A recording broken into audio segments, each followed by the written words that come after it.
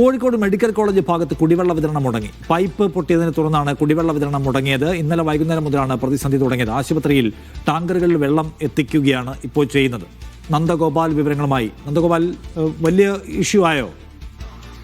ഇന്നലെ വൈകിട്ട് മുതൽ ഈ പ്രതിസന്ധി തുടങ്ങി എന്നുള്ളതാണ് അവിടെയുള്ള ആളുകൾ പറയുന്നത്. വൈകിട്ട് മുതൽ പലപ്പോഴായി ആളുകൾ പുറത്ത് ടാങ്കർ വരുമ്പോൾ അതിൽ കുടിവെള്ളം ശേഖരിക്കുന്നതിന് വേണ്ടി കഷ്ടപ്പെടുകയാണ്. രോഗികൾ ഉൾപ്പെടെ അവിടേക്ക് എത്തി ഇങ്ങനെ ബക്കറ്റുമായി കാത്തു നിൽക്കേണ്ട ഒരു അവസ്ഥയുണ്ട്.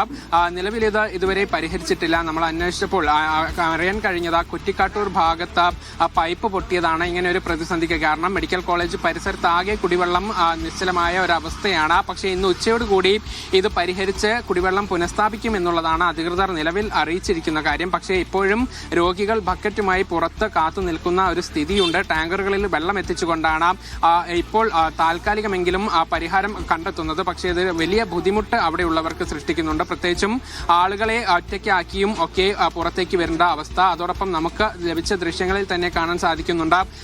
രോഗികൾ കയ്യിൽ കെട്ടും ഡ്രിപ്പും ഉൾപ്പെടെ ഇട്ടുകൊണ്ട് വെള്ളത്തിന് വന്ന് കാത്തു നിൽക്കേണ്ട സാഹചര്യമുണ്ട്. ഇന്നലെ വൈകിട്ട് മുതലാണ് ഈ പ്രതിസന്ധി ഇവിടെ തുടങ്ങിയത്.